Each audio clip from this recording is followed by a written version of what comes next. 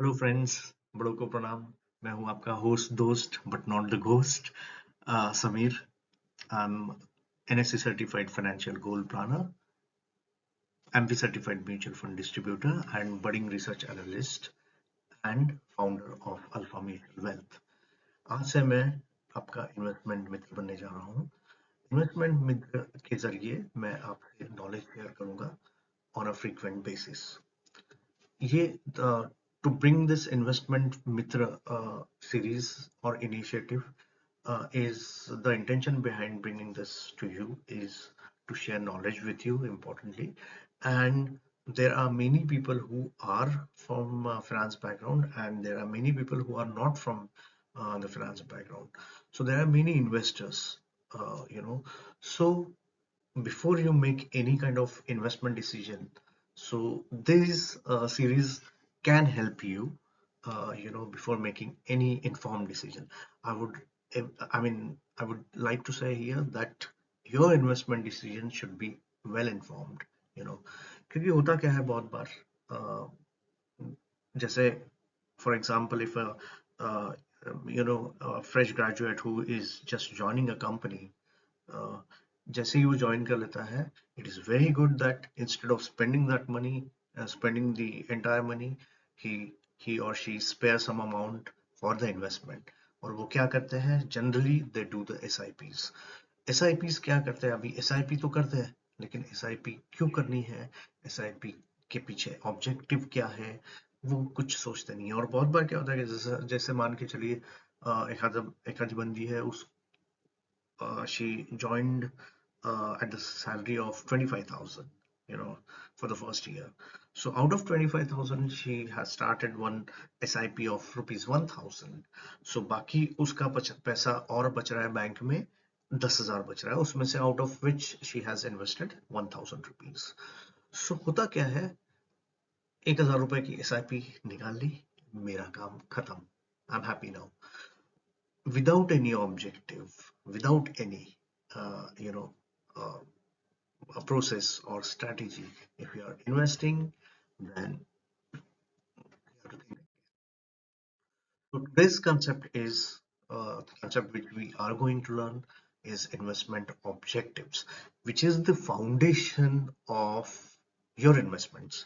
क्योंकि अगर ये नहीं होगा, if you are not having any investment objective, तो वो ऐसा होगा कि चलो मैं तो निकल पड़ा हूँ, ट्रेन में बैठ गया और निकल पड़ा हूँ, कहाँ जाना पता नहीं। जैसे जब वी मेट मूवी आई थी, उसमें शाहिद कपूर बैठ जाता है ट्रेन में, पहुंच जाता है रतलाम। तो हमें रतलाम नहीं पहुंचना है, हमें हमारा इन्वेस्टमेंट ऑब्जेक्टिव हमारे माइंड में अगर क्लियर है, तो हम लोग आगे बढ़ेंगे उसके ऊपर। So investment objective is the foundation of your investments. अगर वो नहीं है, या फिर आपने ऑलरेडी एग्जिस्टिंग इन्वेस्टमेंट शुरू है आपका, तो आप फिर भी अभी भी सेट कर सकते हैं उसको, चेंज करते हैं। This mutual entire mutual fund industry is so flexible that you can top up, you can step up, you can do anything with your investments. तो कर सकते हैं उसको, और रिस्ट्रक्चरिंग रीबैलेंसिंग करना कर सकते हैं with the help of advisors. और आप अगर खुद का एक्सपर्टाइज उतना है, तो आप खुद भी कर सकते हैं। But yes, investment objectives should be there. तो वाई, क्यों होना चाहिए? जैसे मैंने बताया कि अगर आप बिना लक्ष्य के आप कुछ करने निकले हो, तो कुछ भी हासिल नहीं होगा। So you have to have the investment objective.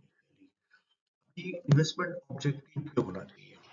तो जैसे अभी टैक्स सेविंग है, अभी रिसेंटली बजट डिक्लेयर होने के बाद टैक्स काफी चर्चा में है, टैक्स का विषय काफी चर्चा में है।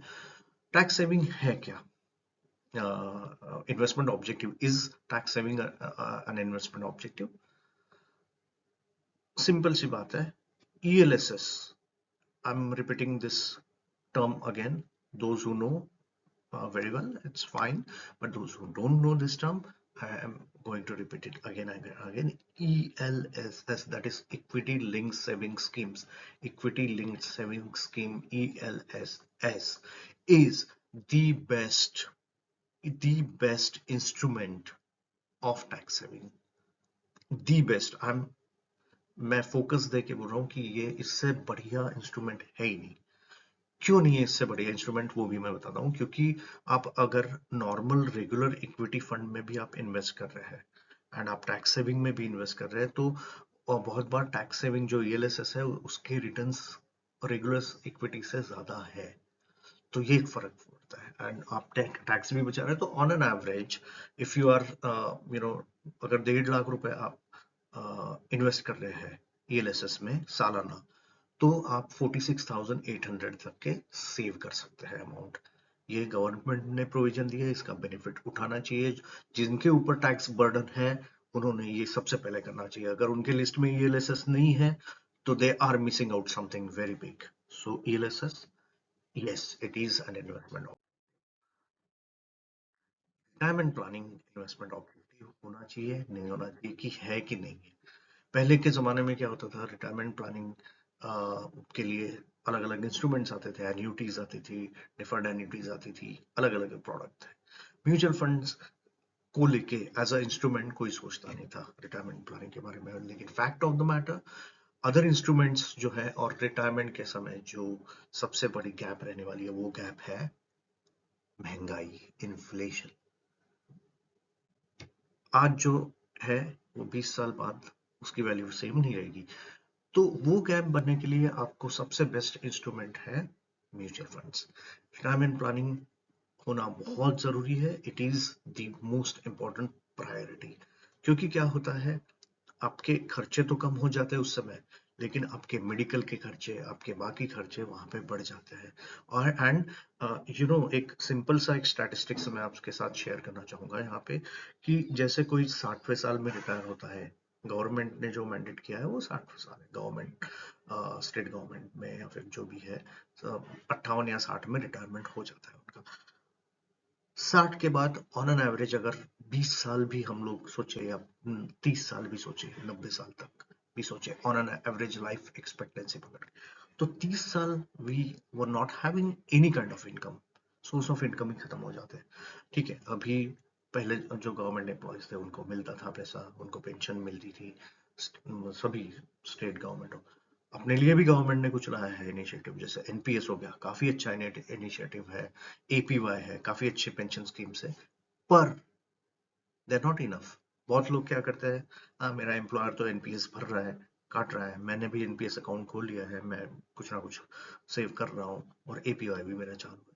लेकिन आप सोचिए कि आपको जितनी रिक्वायरमेंट है 20 साल बाद, 30 साल बाद, जब आप रिटायर होने वाले हो, जब आपने रिटायरमेंट प्लान किया है, तो उस समय का इन्फ्लेशन और अभी जो जहां पे आपने इन्वेस्ट किया है उसमें काफी बड़ी गैप आ सकती है। सो this is very important investment.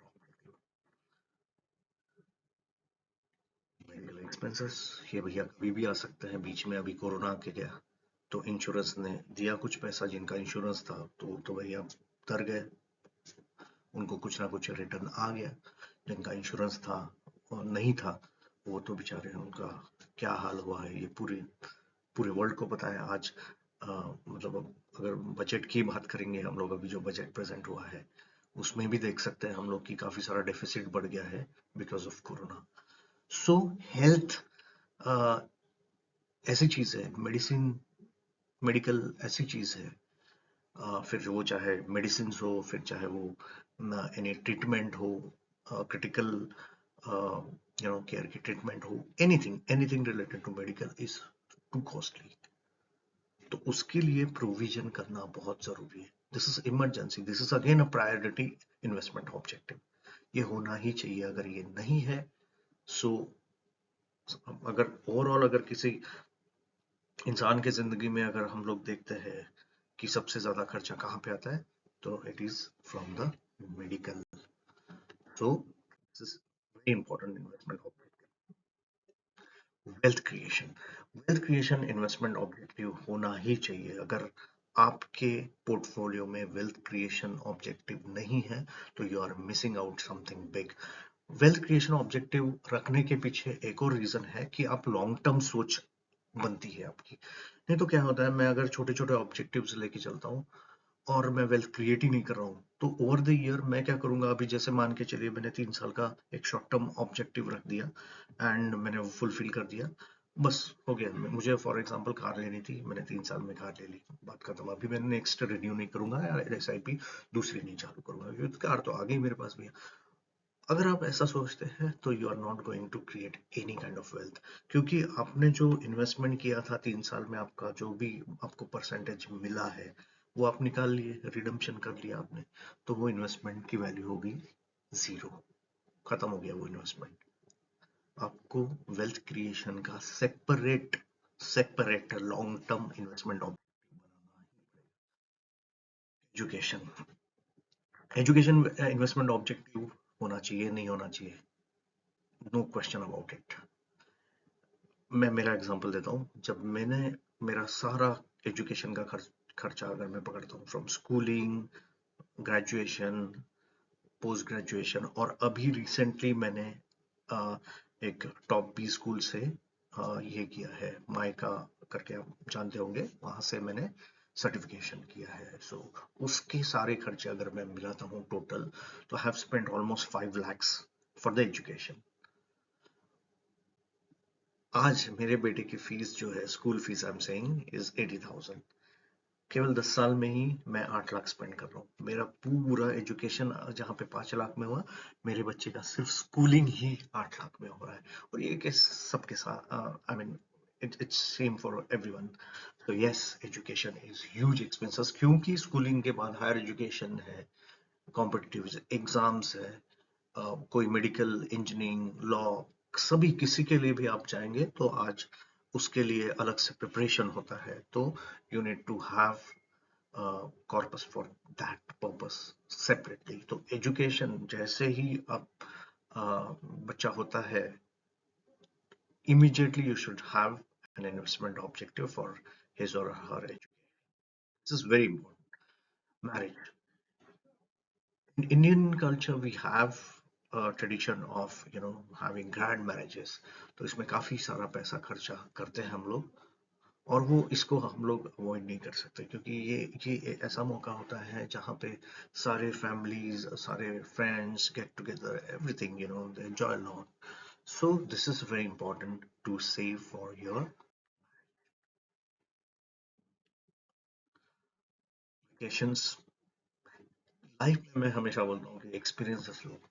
Material चीजें कुछ लोगों को पसंद आती है, वो अच्छी चीज है, लेना चाहिए मटेरियल चीजें, लेकिन मटेरियल चीजों से भी ज्यादा हैप्पीनेस मिलता है by experiencing new things. Travelling, जितना ट्रैवल कर सकते हो करो, लेकिन ट्रैवल तो फ्री में नहीं होता, उसके लिए यू नीड सम मनी।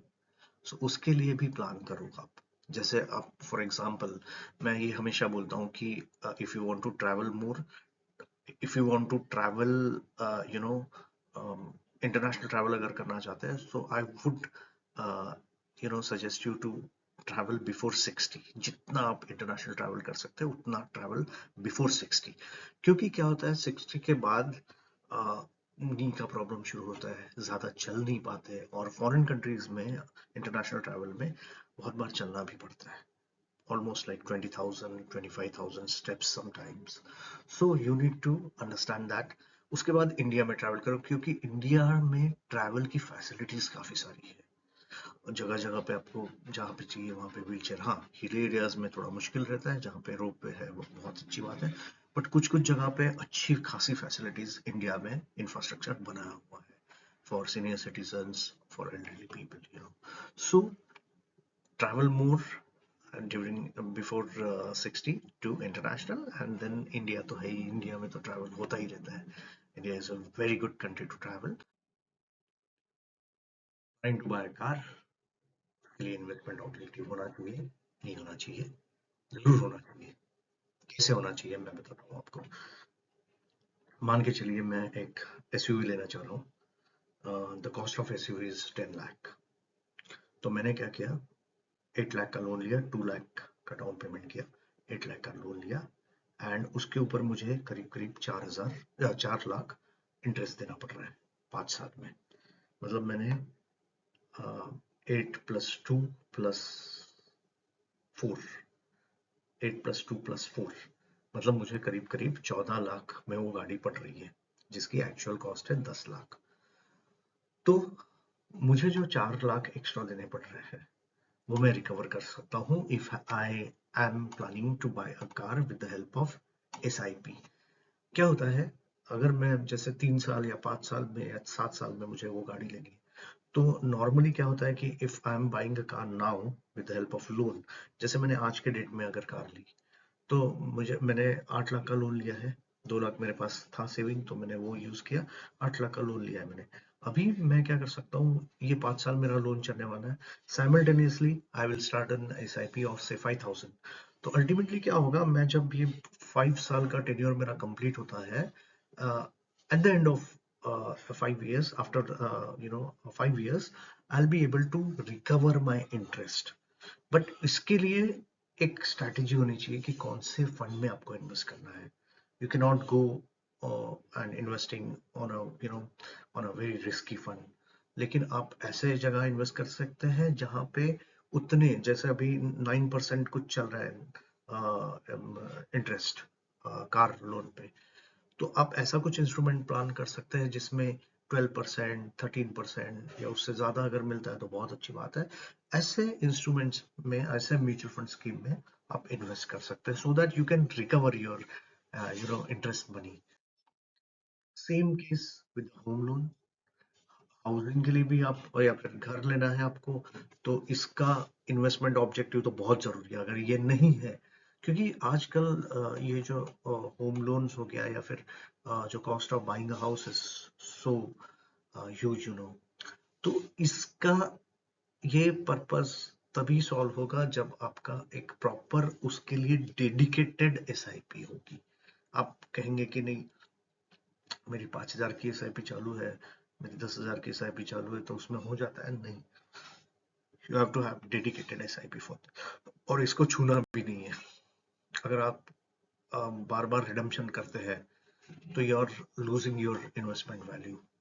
तो दैट्स व्हाई भी बच्चे होते हैं तो बच्चों के खर्चे भी आते हैं। बच्चों के खर्चे आते हैं, फिर बहुत सारे खर्चे। अभी वैक्सीनेशन की अगर बात करते हैं, तो अगर वैक्सीनेशन ही अगर देखेंगे, तो करीब करीब 25 से 30 हजार तो वैक्सीनेशन पे ही चले जाते हैं। उसके अलावा बाकी खर्चे बहुत है, बहुत है। तो क्या होता है कि उनके लिए प्रोविजन करना बहुत जरूरी होता है। बच्चों के लिए प्रोविजन करना इज वेरी इंपॉर्टेंट। उसके बाद फिर सेलिब्रेशन आते हैं, बर्थडेज आते हैं। और बर्थडेज भी आजकल सस्ते में नहीं होते हैं। मतलब बहुत, अगर if I want to throw a party, birthday party, it can cost me around in lakhs. लेकिन आई ऑलवेज, मैं on a personal note I am saying this, कि हम लोगों ने, हमारे बेटे के लिए हम लोगों ने पहले से प्लानिंग की थी कि we will not celebrate his birthday on a grand scale every year. So हम लोग क्या करते हैं, हर 5 साल में उसका बर्थडे अच्छे से होटल में, डिसेंट से होटल में हम लोग पार्टी थ्रो करते हैं normally, but not every year. But every year we celebrate his birthday on on you know maybe domestic school में जाएंगे, या फिर ब्लाइंड स्कूल में जाएंगे, या फिर ओल्ड एज होम में सेलिब्रेट करेंगे। क्योंकि क्या होता है, बच्चों में चैरिटी, क्या होता है, हमेशा हम लोग बच्चों को ये सिखाते हैं, मांगना सिखाते हैं उनको। सोसाइटी को वापस भी करना है, कम्युनिटी को वापस भी करना है, ये भी सिखाना बहुत जरूरी है आज के डेट में। So we normally encourage them to do the charity most of the time. So उस ये बहुत जरूरी चीज है आज, शेयरिंग एंड केयरिंग में। तो हम लोग ये करते हैं जनरली। इट्स नॉट ये, मतलब ये हम लोग, ये पर्सनल ये व्यू है। It's not necessary to everybody should have that kind of view, but this is how we celebrate our son's birthday. It is an investment objective. कोई फैमिली मेंबर है जो डिसेबल्ड है, उनके खर्चे होते हैं। बहुत बार क्या होता है, एक्सीडेंट्स होते हैं, उसमें पार्शियल डिसेबिलिटी आ जाती है, उसमें भी काफी सारे खर्चे लगते हैं। तो उसके लिए भी प्लानिंग होना जरूरी है, बहुत जरूरी है। ये सारी चीजें जरूरी हो जाती है। किसी का बिजनेस है, अभी बहुत बार क्या होता है बिजनेस इनकम में, क्या होता है, अभी मैंने देखे हैं बहुत सारे रीसेलर्स है या वेंडर्स है। अभी मैं पब्लिशिंग लाइन से हूँ, तो ऐसे भी बुक सेलर्स मेरे पहचान में हैं जिनको लमसम में पैसा मिलता है, and they instead of investing और सेविंग, दे बाय थिंग्स, महंगी चीजें लेंगे, एसयूवी ले लेंगे, गाड़ी ले लेंगे लोन पे, और फिर बाद में फिर पैसा डिफॉल्ट भी करते हैं। तो if you are running a business, if you need some capital, तो आप उसके लिए इन्वेस्टमेंट कर सकते हैं। बिजनेस वर्टिकल में भी अलग अलग खर्चे हैं। जैसे मैंने ये पर्सनल लाइफ के आपको खर्चे बताए, जैसे स्कूल एजुकेशन हो गया, मैरिज हो गया, तो बिजनेस में भी अलग अलग खर्चे हैं। वो आप प्लान कर सकते हैं with the help of SIPs and with the help of जो भी आप उसमें कंसोल लमसम प्लस इसका भी कॉम्बिनेशन कर सकते हो। There are lot many ways to do that, so business is yes an investment objective. कोई बंदा है जो साइंटिफिक रिसर्च में है, अभी रिसर्च करना है, तो भैया पैसा तो लगेगा, फंडिंग तो लगेगा। And there are many, government also insisting, our government is also insisting all the institution to be self financed. Self financed का मतलब ये होता है कि खुद जनरेट करे। तो बहुत बार क्या होता है कि गवर्नमेंट फंडिंग पे डिपेंडेंसीज अभी कम हो रही है धीरे धीरे। तो इसके लिए आप अपना रिसर्च अगर करना चाहते हैं, तो you can have your own SIP for that matter. वो आप कर सकते हैं जरूर। अभी मैं अगर, जो लोग ये फील्ड से है वो जानते हैं कि APC क्या होता है, आर्टिकल प्रोसेसिंग चार्ज क्या होता है। अगर ग्लोबल पब्लिशर के साथ मुझे अगर कोई आर्टिकल पब्लिश करना है, कुछ बुक लिखना है, so I have to pay a lot of money, for that. So you have to have that planning in mind. अगर मैं जॉब कर रहा हूँ और मेरा प्लानिंग है कि मुझे बिजनेस स्टार्ट करना है खुद का, इन्वेस्टमेंट ऑब्जेक्टिव, क्योंकि मैंने जो पैसा बचा के रखा है वो कभी ना कभी तो खत्म होना ही है ना। तो मुझे, अगर मैं वो इन्वेस्टमेंट ऑब्जेक्टिव में रखता हूँ, तो I can you know I can generate more, or without taking any business loan I can start on my, ये तो, इसके अलावा काफी सारे इन्वेस्टमेंट ऑब्जेक्टिव्स है, ये दिख नहीं रहे हैं, मैंने लिखे नहीं है, लेकिन मैं अगर आपको बताना चाहूंगा तो list is so big, so big. So now where to put your money? There are 1500 mutual fund plans. There are 45 AMCs. So even I will get confused कि कहाँ पे भैया पैसा लगाना है। तो ये चीजें जानना जरूरी है कि before investing you should understand कि कहाँ पे आपका पैसा जाना चाहिए। अब एक एग्जांपल देना चाहूंगा। एक रिसेंटली एक टॉप रैंकिंग फंड था। मुझे काफी सारे इन्वेस्टर्स मुझे बोलते थे कि आप ये सजेस्ट क्यों नहीं करते, आप क्यों नहीं इन्वेस्ट करते। मैं उनको बोलता था, सर आप डायरेक्ट कीजिए, मेरा स्टडी अलग है, I am not going for that. अभी रिसेंटली सेबी ने उसके ऊपर ऑब्जेक्शंस लिए हैं। SEBI is investigating them now. तो क्या होता है, बहुत बार हम लोग क्या करते हैं, गूगल पे जाते हैं, गूगल बाबा पे जाते हैं, गूगल पे सर्च करते हैं which is the best mutual fund scheme, और उसमें इन्वेस्ट करना शुरू कर देते हैं। और बहुत बार जो डायरेक्ट इन्वेस्टमेंट वाली कंपनीज होती है, जैसे फोन पे हो गया, ये हो गया, ये रिकमेंडेशन देते रहते हैं कि ये सबसे टॉप परफॉर्मिंग फंड है, ये है, वो है। दिक्कत वहां पे होती है क्योंकि ये जो डेटा है, it keeps changing, it's dynamic, it is not, मतलब अभी जो फंड अभी टॉप पे है, जरूरी नहीं कि वो एक साल बाद वही टॉप पे रहेगा। It keeps changing. लेकिन हम लोग डिसीजन किस बेसिस पे लेते हैं कि आज के डेट में वो फंड टॉप पे है ना। So that is where we are wrong.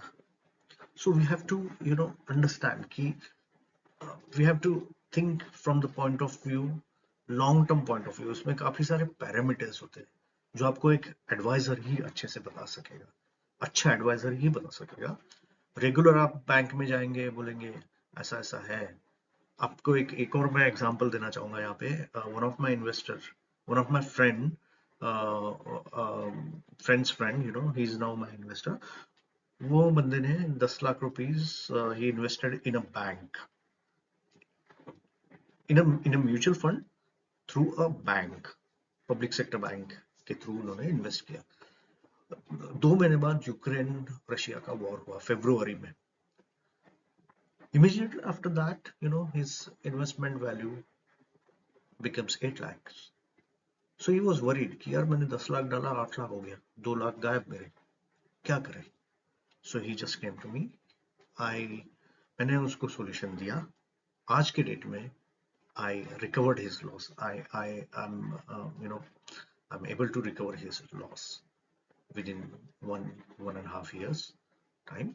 But the thing is that you have to be very well informed when you're investing what strategy you should use. अगर आपके पास 10 लाख है, it's your hard earned money और आप एकदम से lump sum में डाल रहे हैं, so whether you should go for lump sum or you should go for parking that money and then investing through the way of STPs and all, you have to think in that way.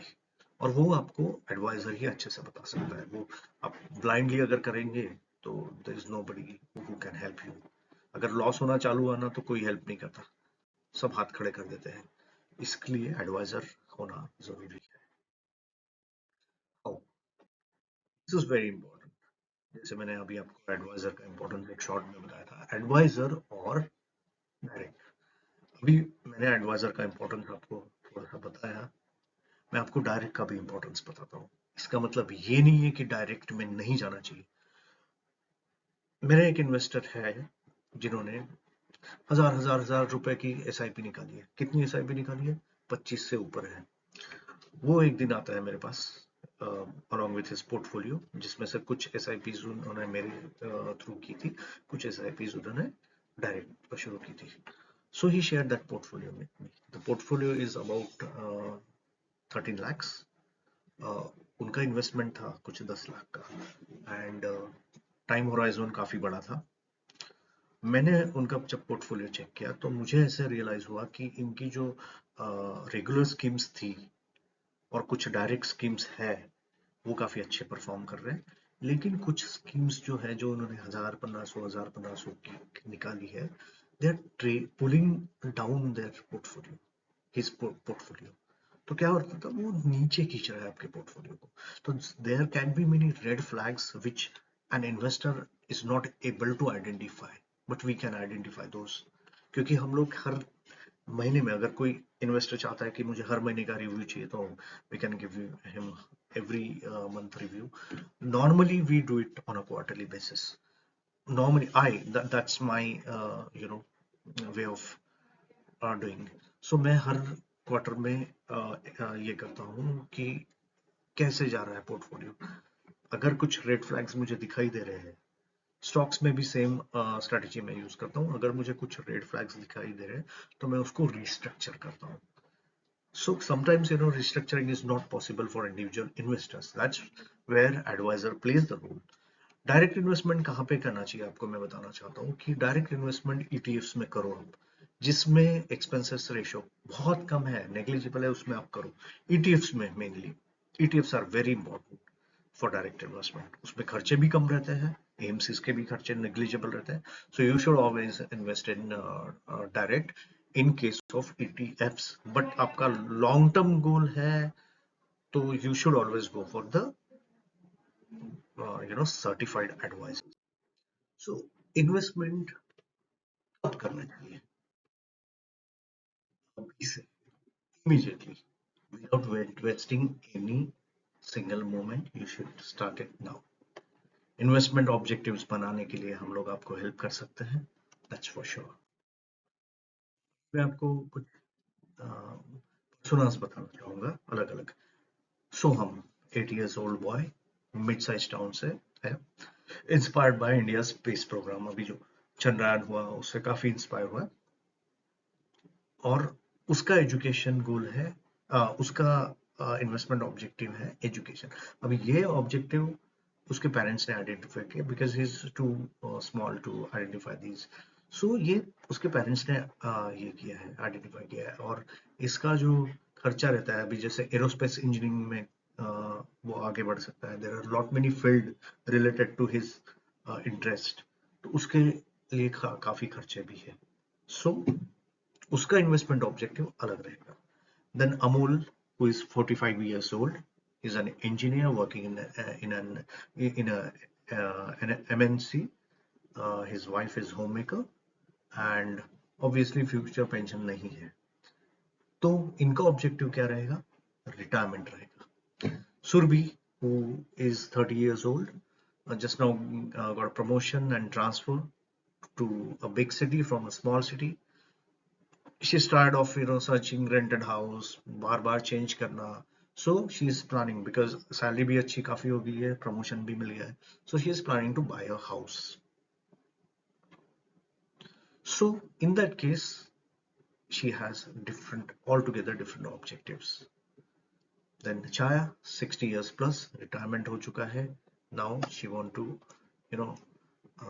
spend her rest of years happily by traveling, So उनका investment objective is totally different, So इस तरीके से अलग अलग persona के, अलग अलग persons के अलग अलग इन्वेस्टमेंट ऑब्जेक्टिव्स होते हैं.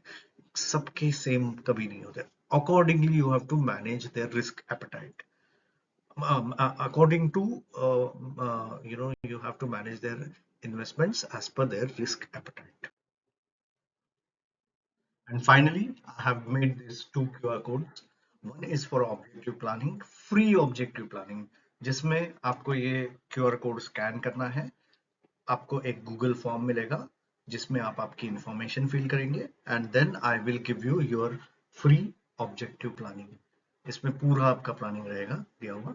And other one is service request, जो एग्जिस्टिंग मेरे इन्वेस्टर्स है उनके लिए है. उनको SIP टॉपअप करना है, लमसम टॉपअप करना है, STP करना है, या फिर जो भी सर्विस अवेल करनी है उनको, they can scan this code and share the information with me. जो उनको चाहिए वो इस तरीके से ये बनाया हुआ है. And thank you so much for listening my video, for watching me.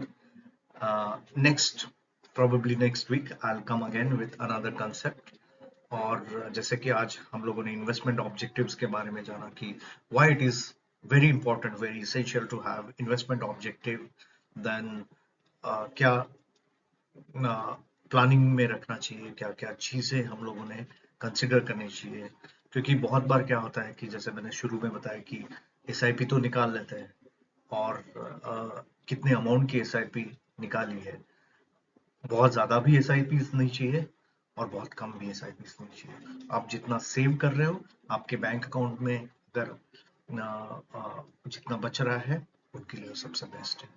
और जो लमसम में इन्वेस्ट करना चाहते हैं उसमें क्या स्ट्रेटजीज यूज करनी चाहिए, उसको कैसे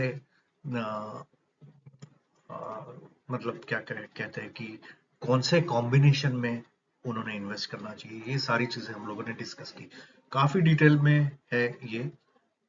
आगे भी मैं कुछ कंसेप्ट्स जो लेके आने वाला हूँ, इसमें ये डिटेल डिस्कशन होने ही वाला है. But initially you have the idea कि इन्वेस्टमेंट ऑब्जेक्टिव के बिना आप इन्वेस्टमेंट नहीं शुरू करना है, बिल्कुल नहीं शुरू करना है. इनकेस करते भी है या किया हुआ है तो उसको आप रीबैलेंस कीजिए. अगर मान के चलिए किसी ने 2000 की SIP की है, लेकिन वो अगर 5000 की कर सकता है, तो I insist to top up that SIP. इसके अलावा